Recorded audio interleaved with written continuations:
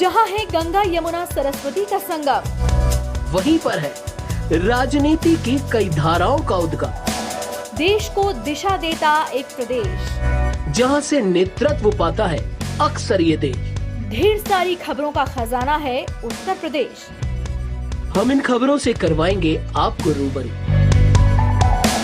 देखिए, Omicron variant से घबराने की नहीं, सावधानियां रखने की जरूरत है। डा रोहित पनवार बड़ौत। कोरोना का नया वेरिएंट ओमिक्रॉन धीरे धीरे अपने पैर पसारने लगा है। पूरी दुनिया में इसके मामले तेजी से बढ़ने लगे हैं। नगर के चिकित्सक डा रोहित पनवार ने लोगों से अपील की, इस ओमिक्रॉन वेरिएंट से बचाव के लिए आपको पहले की तरह अभी भी सारी सावधानियां बरतनी होंगी। उन्होंने बताया कि यदि कोई व्यक्ति कोरोना के ओमिक्रॉन वेरिएंट से संक्रमित है तो उसे लगातार थकावट महसूस हो सकती है। इस वेरिएंट से संक्रमित व्यक्ति को बदन दर्द और अन्य कई तरह के दर्द अनुभव हो सकते हैं। वेरिएंट से संक्रमित व्यक्ति सिरदर्द की शिकायत कर सकता है।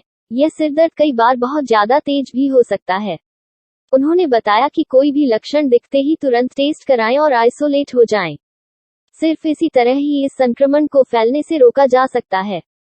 उन्होंने कहा कि मास्क जरूर लगाएं और सही तरीके से लगाएं, सोशल डिस्टेंसिंग का पालन करें, खान पान सही रखें और अगर आपने अब तक वैक्सीन की दोनों डोज नहीं लगवाई है तो इसे जल्द से जल्द लगवाएं।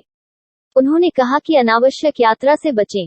साथ ही इससे घबराने की जरूरत नहीं है, केवल सावधानियां बरतने की जरूरत है। बागपत से ब्यूरो चीफ आकाश प्रजापति की रिपोर्ट।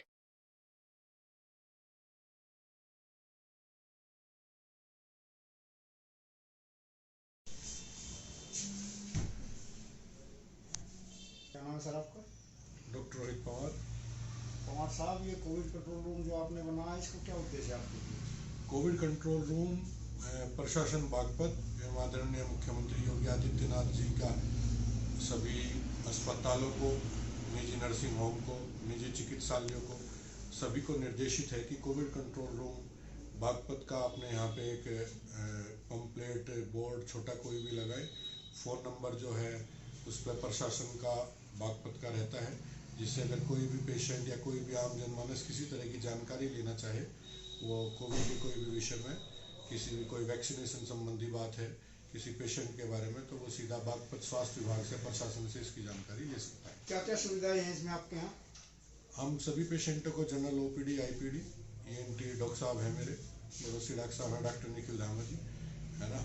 मानवता को देखते हुए अच्छी उत्तम चिकित्सा, सस्ता उपचार, गरीब मरीज हैं, है ना, जो ज़्यादा से ज़्यादा हम लोग चिकित्सा सेवा कर सके, इसी माध्यम को करते हुए हम उन्हीं चीज़ों पे चलते हैं।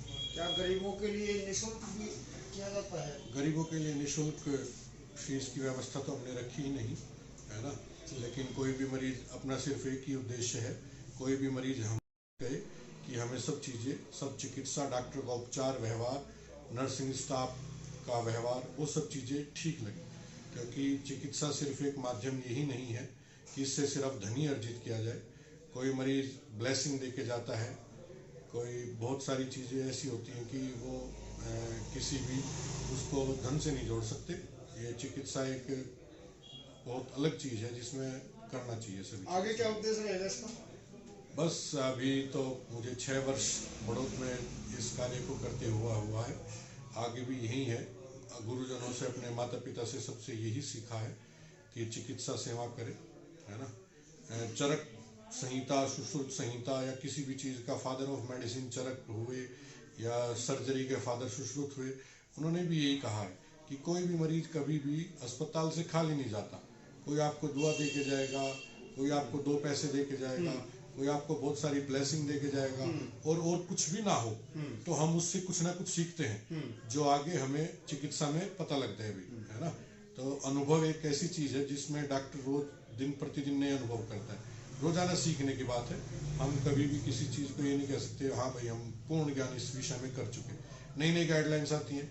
कोविड के बारे में आपने देखा होगा कितनी दवाइयों की रिसर्च हुई, फेविपिराविर चली, हाइड्रोक्सोक्लोरोक्विन चली, फिर डेक्सामेथासोन पे आ गए हम, फिर आखिरी की गाइडलाइंस थी कि इसमें सिम्टोमेटिक ट्रीटमेंट करो।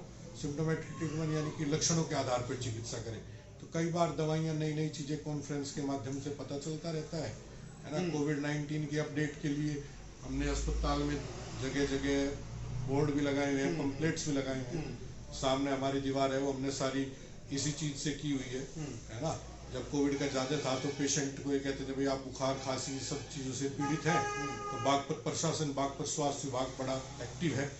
आदरणीय CMO साहब हैं या हमारे SDM साहब DM साहब, इन्होंने बहुत अच्छे तरीके से बागपत को कोविड से बहुत अच्छा उपचार सरकारी माध्यम से मिला, जिसमें प्राइवेट चिकित्सकों की भी ज़्यादा आवश्यकता वैसे नहीं पड़ी। सरकारी तंत्र ने बहुत सारा अमला संभाला है। तो हम भी पेशेंटों को ये कहते हैं भाई सरकार फ्री सुविधा दे रही है, तो आप कोविड जैसे कोई भी टेस्ट हैं आप सरकार में करा के आएं। कोई आयुष्मान पेशेंट है उसको आयुष्मान के लिए प्रेरित करते हैं, ये नहीं कहते कि भाई तुम प्राइवेट को ही दिखाओ। तो इन सब चीज़ों से चल रहा है। बहुत बहुत धन्यवाद, थैंक यू। ठीक।